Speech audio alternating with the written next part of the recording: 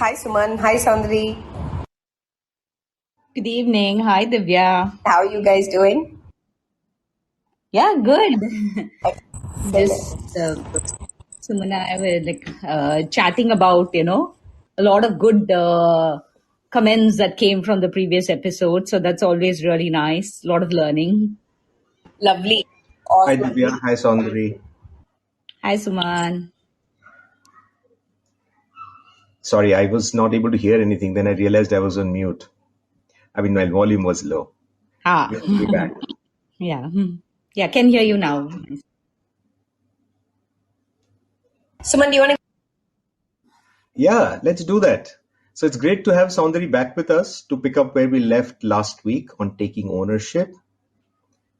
Um, so, quickly to recap, we started talking about um, it being a mindset, right? Ownership being a mindset. And don't we all wish that people took more ownership?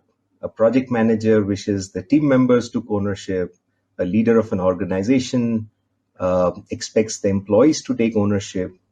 I think even parents, we want our children to take ownership. So I think the world would be a much better place if people just started taking more ownership. Yeah, absolutely. Do you want? Shall I jump in, Suman? Please do. So I absolutely agree. And, last week, Saundari talked about the fact that, you need a few ingredients for that to come together, right? She talked about accountability, and Saundari also talked about authority, right? So I've been thinking about it, and, as much as it is a mindset that needs to be cultivated in the company, I keep coming back to the fact that employees need to be empowered, right, to cultivate that ownership mindset, right? Now, what does it look like when there is no ownership mindset, right? And I'd like to kind of touch upon these three, at least three things that occur to me. I'd love to hear more what it looks like when there is no ownership mindset within the company, and employees aren't empowered, right? One, everybody knows that something is going wrong, but everybody feels like it's not their piece, right? Because it's not something that falls under their authority or jurisdiction, and therefore, the company continues to fall, right? Two is, just the lack of motivation, because without empowerment to go strategic, to kind of go and build something that is not just in your purview, I think without that there is a lack of motivation generally. And the third thing that kind of is just that if everybody is doing their own piece, there is that a very disjointed end experience, right? If it's a product, or if it's a very disjointed end culture, right? If it's a company. So I think those are all dangers of employees not being empowered to have the mindset of ownership. And on that note, I wanted to check with both of you how you therefore build that, right? How does a company go about building that culture or mindset of ownership? Great. So I think there are quite a few, some of the things that you talked about kind of answers the question also. Like you talked of lack of motivation. That can also happen because there is no ownership, right? It feels disjointed because people are working in isolation, because there is no ownership. And the empowerment is, of course, a very powerful one. So maybe what I can do is quickly delve into, how to make it happen at a broad level, which is what we started doing last time, and then get into the specifics. Would that work? Perfect. Great. So I talked about it briefly last time. So if I have to kind of put together, I was also thinking maybe we can put together in two buckets. So one is about the mindset, and I always feel very strongly about the mindset. So if I have to put it down in simple words, what are the kind of mindsets, right? So one is think like an owner. In the situation that I'm in, what would the owner think, feel, or do? That's a think like an owner. The next is think end to end, right? And I think to your point of being disjointed is linked to this. So if I'm in production, not look at it only from a production lens, or if I'm from quality, not just from a quality lens, but about the customer experience, the product or service in its entirety. you're thinking end to end. When you're thinking end to end, it's not disjointed anymore. The other one is think what, not who, right? Focus on what is wrong, which is about fact finding, versus focus on who is wrong, which is fault finding. And we see this often. It creates a blame culture in an organization, and the blame culture is the complete antithesis of an ownership culture, right? So those are at a high level what it really takes to have a mindset of ownership. Now, delving into what organizations can do about it, couple of things, and I think I talked a bit about deciders and implementers need to be closer, because typically in large organizations, there are many levels separating them. So one way is to reduce the hierarchy, flatten the org structure, which a lot of companies are trying to do now. And the other thing which a lot of large companies do is to create small teams which create an end-to-end accountability. It is more customer focused.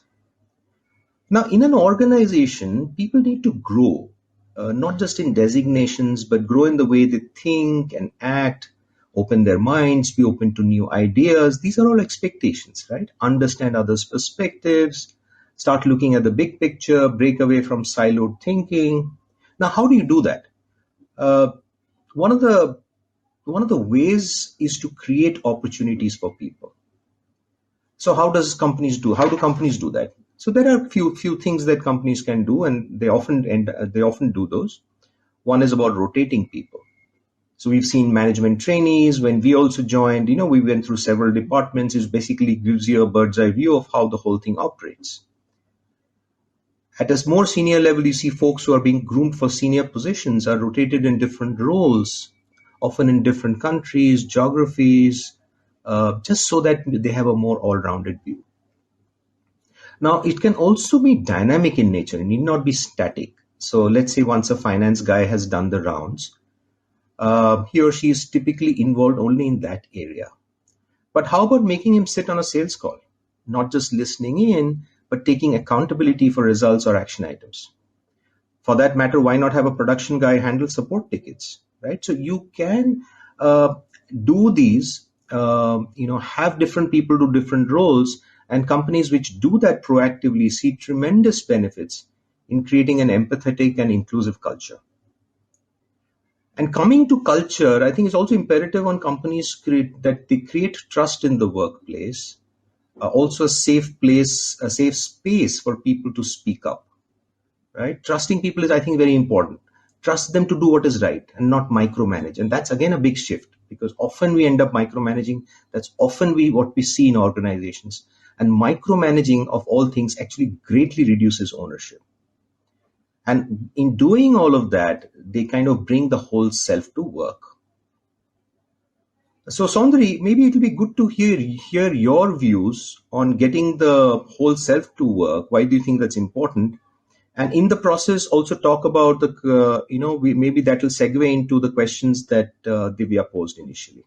Over to you. Yeah, lovely. I mean, so many thought sparks from what both of you said. I want to thank everyone who reached out actually from the previous episode and shared their thoughts as well. Clearly shows that this topic is very close to many hearts. And before I share my thoughts on the question you asked, Suman, if I may add, regarding rotation and opportunities, and I've seen this for myself, again, like you said, in my Unilever days, when I joined as a management trainee, I went through so many roles in short stints across the organization, and irrespective of which job function that you finally end up working, these stints give you a whole perspective and how many of the individual parts make the whole. So I had worked in the factory, in oil buying, in tea tasting, packaging, animal feeds before my final assignment as a management accountant. And not only was it useful for me, I think I also connected much better to the organizational why. And to me, the magic happens when leaders also do this. And I've seen it in some organizations. Andy Billings, who's a vice president of profitable creativity at Electronic Arts, he talks about the importance of actually getting out from behind your desk and seeing what really happens in the business. And during Andy's early days at EA, he worked as a consultant, and one of his clients was Monty, a very senior experienced VP.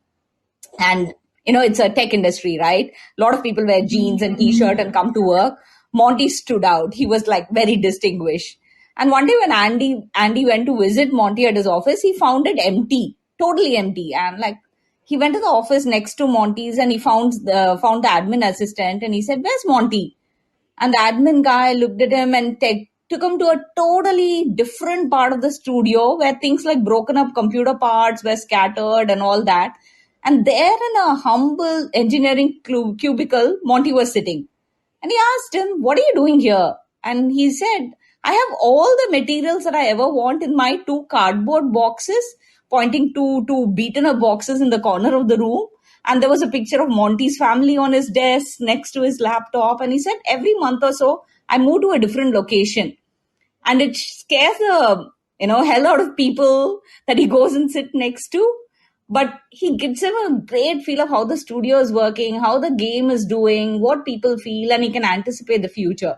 So really the magic happens when everybody are able to do that in the organization. Then you start taking ownership for the enterprise itself as a whole.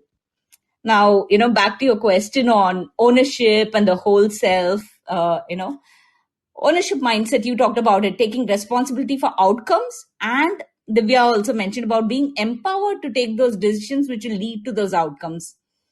And employees really need to feel secure to be creative and work in a way that's not just transactional, but with intent and purpose and full engagement.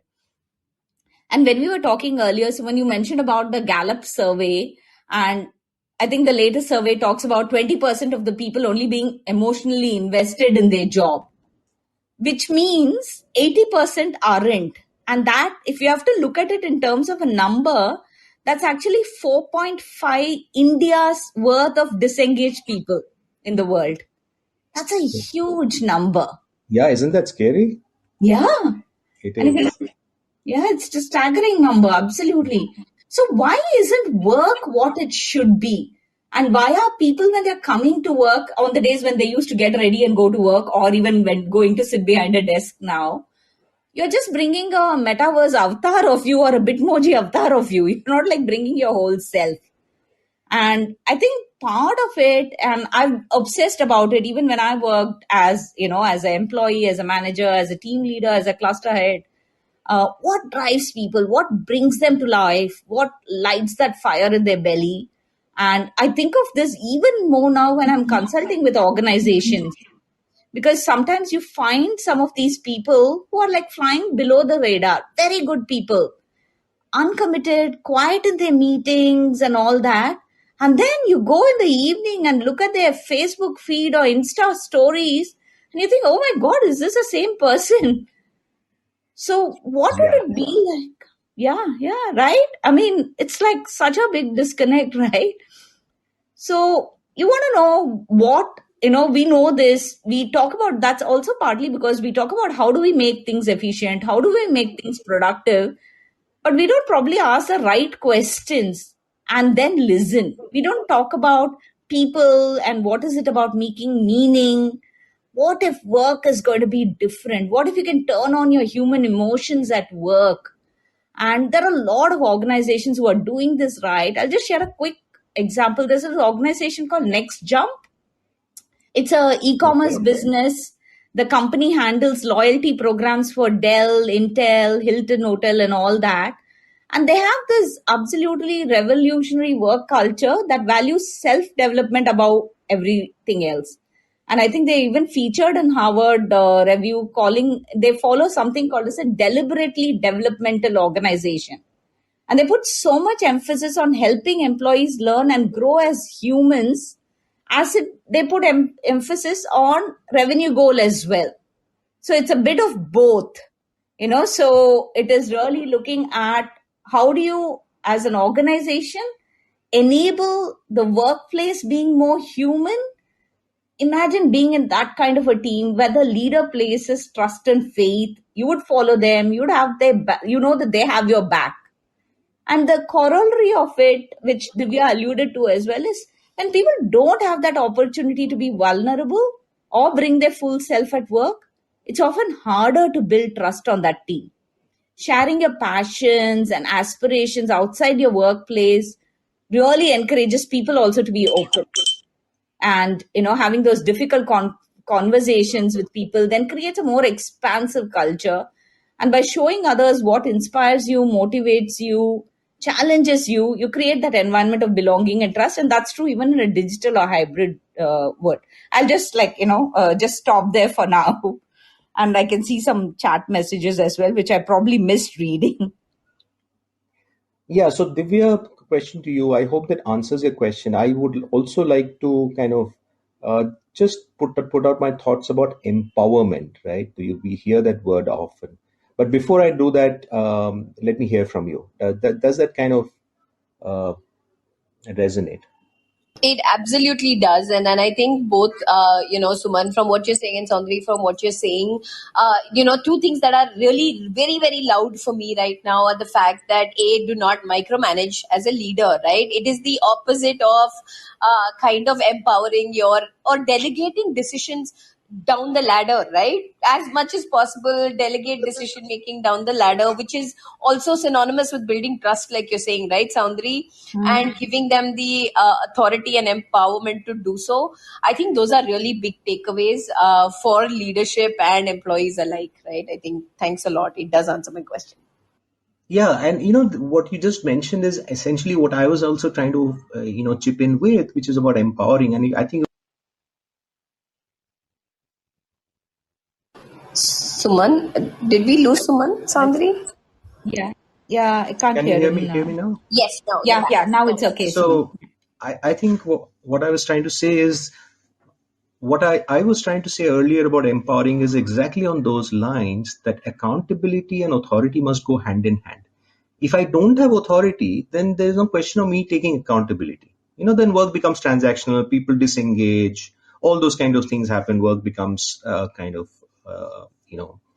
there's no motivation. So empowerment, if you think about it, is how we pass on accountability. Yeah? When accountability is passed on, you're allowing the person to take a decision, make mistakes, learn from that. Then the person feels empowered. And it has aspects of delegation, autonomy, decision making, all of those things. In fact, I get reminded of a cartoon I saw where this manager is telling his team member, "Hey, I would like you to be more self-reliant, show more initiative, and take ownership, but check with me first." Okay, and I think that is what often happens, right? I mean, and the moment the person feels that he or she is being micromanaged, ownership doesn't happen. I think it's very powerful. The accountability piece, give authority piece. You can't take something which is not there. So ownership, you can take only when the environment is set right for that. And I think having leaders also being that bit vulnerable really helped, especially during the pandemic, right? I'm not alone in trying to keep it all together. I understand where you are. I'm in that same boat. So sharing some kind of a pandemic log, talking about what's happening in their life and work, that creates also the right messaging for the employees also to come out and say, yeah, we understand, and we are all in it together. Let's do this together.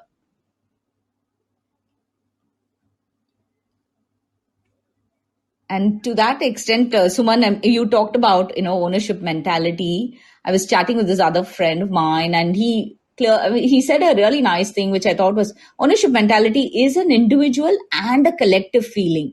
It is not just that one person or somebody doing everything. It is actually a collective feeling for the team organization. Yeah, absolutely. And I think the moment it becomes collective, that's what we refer to as culture, isn't it? Culture is collective, how the organization behaves overall. Totally. And I'd like to add to this, right? I think let's talk about what, when things go bad, right? So even let's say within a culture or mindset of ownership, let's say you do delegate your decisions as a leader and something goes wrong.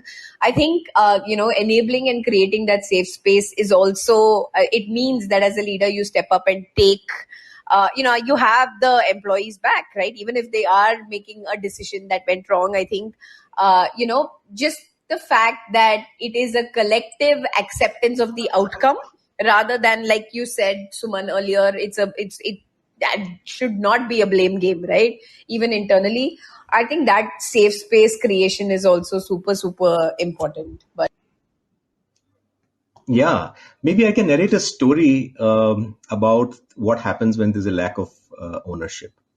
Should yes, I do please, that? that would be. Yes, please. So the story goes like this: that on April 26, 1986, that was quite some time back, operators at Chernobyl, they objected to performing a particular test, saying conditions were not right. But their manager insisted, who was more concerned with his own ambitions, didn't really care about anything else, including safety. And what happened because of that, it triggered a total meltdown of the reactor core.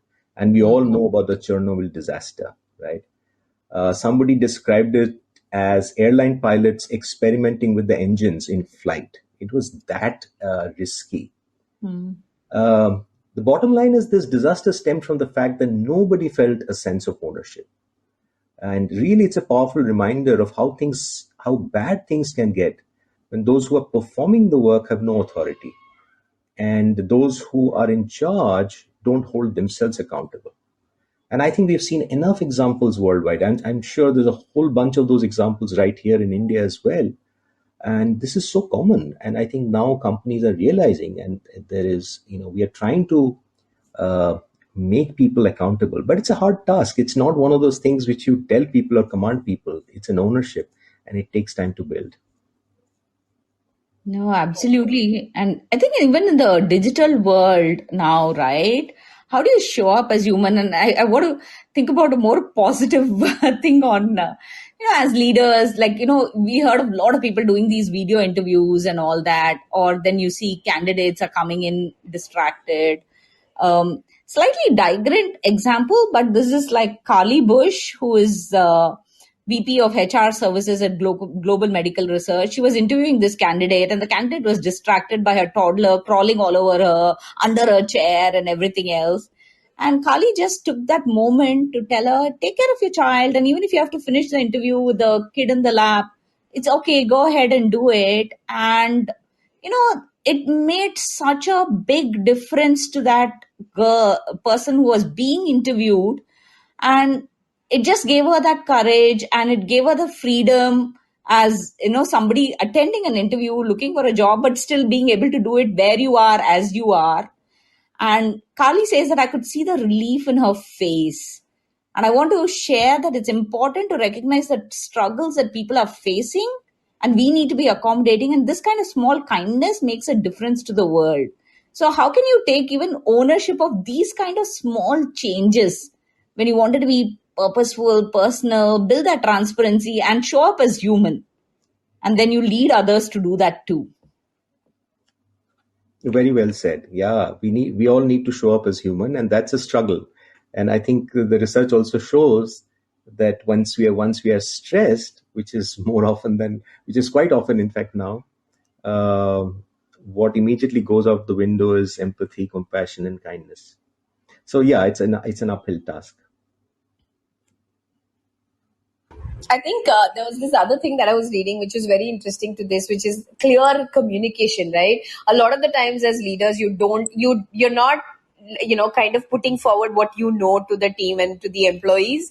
And in this concept of cognitive apprenticeship, which is think through what you're doing and talk through what you're doing, is also very, very important to kind of build clear lines of transparent communication, right? But just that limited thought before I hand. No, I think you bring a very good point. Clear communication is also absolutely important. And if you don't do that, if there's ambiguity, again, research has shown that actually activates the threat response in the brain, right? So that takes away ownership. So even if, let's say, there's a big change initiative going on, even if you don't know what the outcome is, or you don't know the answer to the question, even if as a leader, even if you say, okay, you know what, I don't have the answer now, but I'll give you the answer in 10 days, that actually greatly reduces the anxiety. And so that helps, that helps in people taking ownership. Hey, totally. I think communication is key. That's like good words. Absolutely.